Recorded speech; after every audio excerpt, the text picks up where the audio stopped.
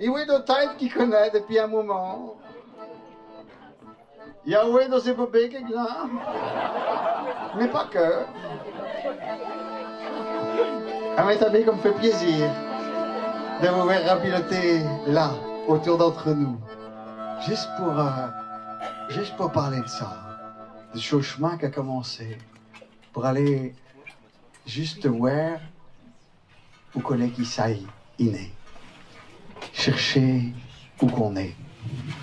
La pièce qu'on a pris dans le monde, la pièce qu'on se donne sur cette terre, marcher, pour aller voir jusqu'aux urailles, pour aller voir où qu'on aille. Marcher juste avec sa langue maternelle, une langue maternelle. Vous savez, on a une chose qui est extraordinaire quand on travaille sur les langues, et qu'un jour, on vous raconte une chose qui tout d'un coup vous colle au plafond. Vous ne saviez pas, moi je ne savais pas.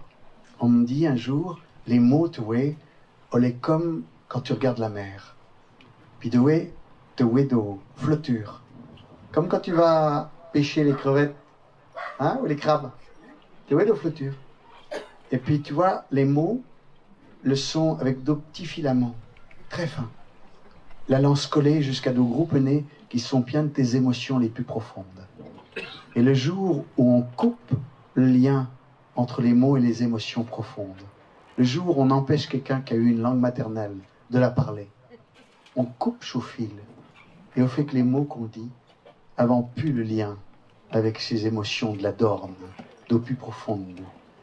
Et créer qu'on fait des dégâts rien que sur ceux-là qui sont directement concernés, on serait se tromper gravement.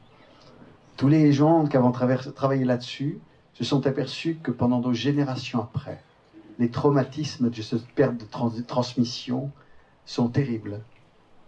Quand on n'a plus transmis la manière de regarder un monde, on est deux handicapés pour le restant de ses jours. Alors moi, comme ma langue maternelle, Ama, ou les là, il essaie de la faire matouner dans ma goule, il essaie d'en faire quelque chose, il n'est plus capable de la parler aussi bas qu'il faisait avant parce qu'il manque d'entraînement. Et ils sont un certain nombre à manquer d'entraînement, à la voir quelque part calée, mussée au fond de nous, et d'être pas capable de la parler grandement baille au quotidien.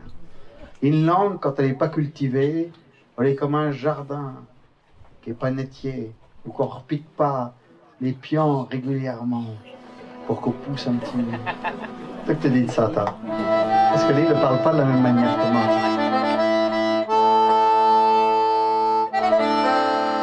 Tu parles de ta dorme, toi aussi. Tu parles de tes intérieurs.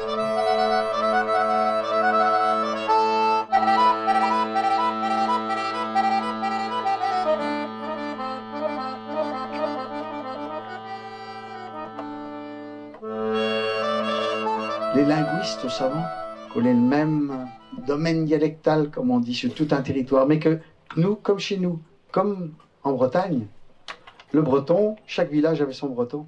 C'est-à-dire pas son breton, mais juste des variantes dialectales. Mais une langue unique, elle est une invention de nationalistes pour mettre juste un pouvoir symbolique sur un territoire. Avant ça, une langue, elle était ni stable, ni homogène. Les langues, elles évoluant, agrandissant. Elle est comme nos graines d'un jardin qui poussent mues dans une andrée, moins dans l'autre. L'accent change là, l'avance là. Mais les anciens savaient très bien faire ça. Ils avaient cette espèce de sens, cette tolérance de la langue qui faisait qu'on reconnaissait un monde, à son accent, on savait d'où que le venait. Forcément que dans un monde où le territoire a pu cette importance-là, on est plus difficile à comprendre.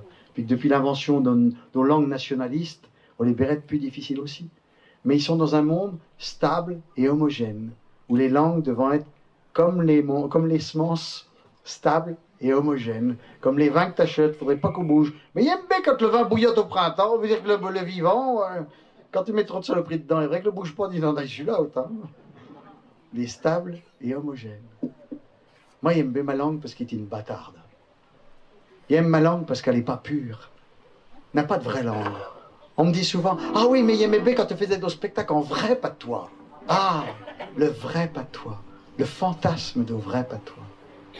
C'est vrai que dans un monde qui travaillant mulu langue, qui cultivant la langue comme un jardin, qui accachant la langue un petit mu, avec un vocabulaire formidable de poètes, on en a. Mais elle est belle cette langue, même quand elle est bâtarde. Parce que nous, il y a cette proximité de français qui fait qu'on met le curseur un petit peu loin, un petit peu... Et tout le monde dit, oh, on parle plus patois en Vendée. C'est vrai que quand tu parles français à un gars, le traite pas en français, parce qu'il est développé, il a appris une deuxième langue. Sauf que quand tu te parles en patois, tu vois bien que dans tout le monde a au moins quelques mots à se servir. Deux fois pas grand-chose. Deux fois même de nantais, le criant que quand le disant ramasse brouillé, il parle en nantais. Donc, il y avait cette chance-là de pouvoir continuer justement, parce que notre langue a une proximité avec le français, de pouvoir continuer à transmettre au moins de vocabulaire. Pas vouloir rétablir une langue ancienne, une langue morte, mais juste continuer à transmettre quelque chose d'unique qui permet de décrire un monde qui fait pas tort, qui fait pas zire. Moi, j'aime bien ma langue parce qu'elle est une bâtarde. J'aime ma langue parce qu'elle n'est pas pure. Vous vous rendez compte, philosophiquement, dans notre langue à nous, quand on dit « i », on veut dire « je » et « nous », est extraordinaire. Parce qu'on veut dire que c'est l'action que tu fais qui détermine si on est toi ou si on est la communauté qui fait. On est incroyablement beau par rapport au « je » et au « nous ». I, juste une verticalité. Juste « je suis », « il c'est », là. Ils sont là. On est formidablement ça. On est juste une espèce d'arbre cosmique comme ça, qui part de la terre et qui monte au ciel et qui fait ma, on est i.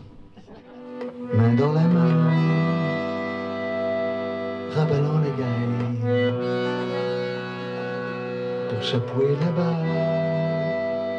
là-bas sur la praille. Le soleil est là, va et vient la terre. Le soleil est là, va et vient tes ailes.